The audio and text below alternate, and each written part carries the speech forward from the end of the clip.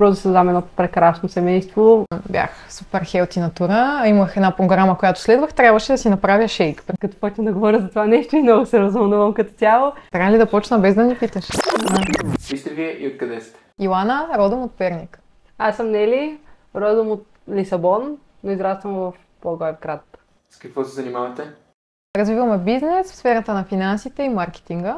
И също така създавам общество за дейни целеустремени хора, които искат да постигат целите си и просто искаме да го направим заедно. Как се запознахте? Беше много случайно. Бяхме в Долна баня на едно събитие и понеже тогава следвах една програма, трябваше да си направя шейк и за да не го правя пред целия ресторант, влязох в банята. Малко сложно беше, имах нужда от помощ. Тогава се появи тя.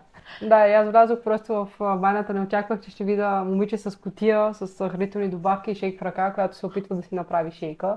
И просто я попитах дали искам помощ и тя каза да. И по този начин се запознахме и вече, не знам, 2 години. Толкова? Да. Може повече. 2 години сме заедно и 24/7 почти бих казала. А защо решите да направите този YouTube канал? Искаме да споделим стъпка по стъпка процеса на нашето израстване, тъй като вече има достатъчно видеа с успешни хора. За нас е важно да видим разликата от преди, което всъщност е сега, и това, което ще направим в бъдеще. И също така искаме да покажем на хората, че всичко е възможно, трябва да следват целите си, трябва да излизат от комфортната си зона, защото точно тази стъпка извън комфортната зона може на всеки един да промени живота и да му помогне да постигне това, което иска, когато има обществото, за което преди малко си говорихме, и когато просто бъде дисциплиниран и наистина целеустремен върху целите си. Кое беше първото ви пътуване заедно? Значи първото ни пътуване, като цяло обиколихме Европа, мога така да се изразя, бяхме с автобус, минахме през Сърбия, минахме през Загреб, минахме през Италия, минахме през Монако, стигнахме до Кан. Там самата френска ривиера я обиколихме като цяло. Не беше една конкретна дестинация, доста така, през доста страни минахме и доста градове видяхме. Наистина беше уникално преживяване, ако мога да го направя още веднъж. Ако може по-скоро да го направим още веднъж, със сигурност ще се възползваме. И пътуването с автобус определено сближава, особено когато е доста дълго. Да. Така ни тръгна, така и продължава, както се развиват нещата. И там всъщност имахме възможността, прекарвайки повече време заедно в малко по-различни условия от просто да се видим на кафе за 1-2 часа и така нататък, да се опознаем на такова ниво, че да си паснем. Навсякъде бяхме заедно, даже и простотии. Аз направих много голяма простотия, си спомням в Загреб. Бърза история. Хора, сложих си в вода, газирана вода. Какво сложих? Разклатия и не знам какво беше сложила вътре. Не знам, нещо. Не, трябваше да си направя шейк. Исках да си сложа протеина в шейкъра и да сложа нормална вода. Сложих газирана вода и си спомням, че когато отворих капачето на шейкъра, цялата стая стана в протеин. Това няма да го забравя. И то, понеже българите си казваме на такива случки, че са на късмети, че са на хубаво, и така реших да го приема, така и стана. Да. Ето ни тук. Каква е вашата мисия или визия в живота? На първо място да изляза от собствения си кафес, собствената клетка, и по този начин да покажа и на други хора, че могат да го направят, като дори да не знам, че с някаква стъпка помагам на даден човек от среща, за него това да значи много и да направи това, което е нужно за него самия и за неговото благо.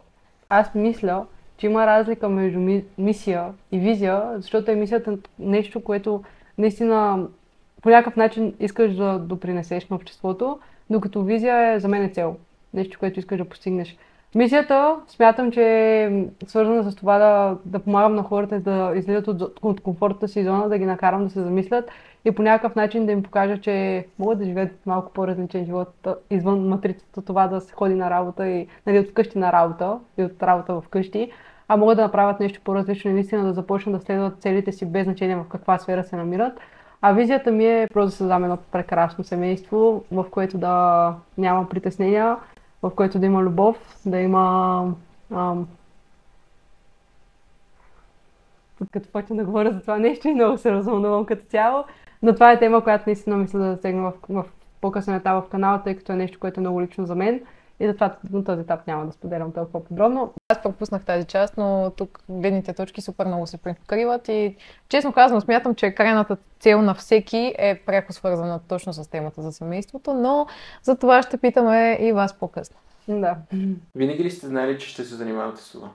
Не. Аз като малко исках да стана ветеринарен лекар или да се занимавам с биология, да бъда в лаборатория, да бъда лаборант. Ако трябва да бъда честна, постигнах тази моя цел, тази моя мечта. Преди 4 години ме приеха да уча молекулярна биология, но издържах само 2 години. И не знаех след това с какво искам да се занимавам и самия маркетинг просто буквално от нищото дойде. Аз исках някаква промяна и тази сфера просто се появи в живота ми и съм страшно благодарна, че направих тази крачка, просто да се занимавам с нещо, което наистина обичам и харесвам. При теб знам, че е по по-различен начин. Аз лично дълбоко в себе си винаги от малко съм знаела, че ще бъде нещо свързано с много досег, с много хора, с сцени, с такива неща и тогава исках да ставам актриса, после исках да стана полицай. Разбира се, изгубих се през процеса, опитах различни неща, като бях се насочила отново в технологичната сфера, но в по-скучната и поне за мен част. Завърших телекомуникации, работех като QA инженер или иначе казано, ако програмиста пише код, аз го тествах. Но честно казано, дори да бях на ниво, в което вашите са супер горди, че детето си върви по един добър път, за мен не беше толкова удовлетворяващ и когато ми се открехна тази врата към това, което правим сега, всъщност си казах, вау, окей, тук мога да комбинирам и двата свята и това всъщност ме доведе тук. Какво могат да очакват хората от вас в този YouTube канал?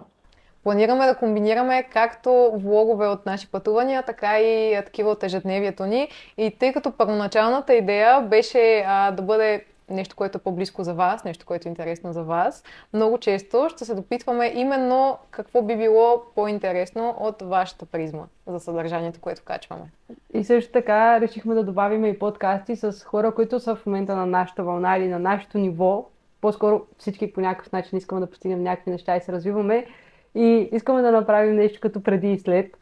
Буквално процеса, в който сме в момента и след вече, когато имаме някакви резултати, имаме финансова независимост или без значение. Всеки един от нас има различни цели. Просто първото видео, когато е процеса и второто видео, когато вече имаме резултати и имаме успехите, буквално. Така че ще бъде доста различно съдържание. Ще видим кое съдържание ще се гледа повече и ще наблегнем на него.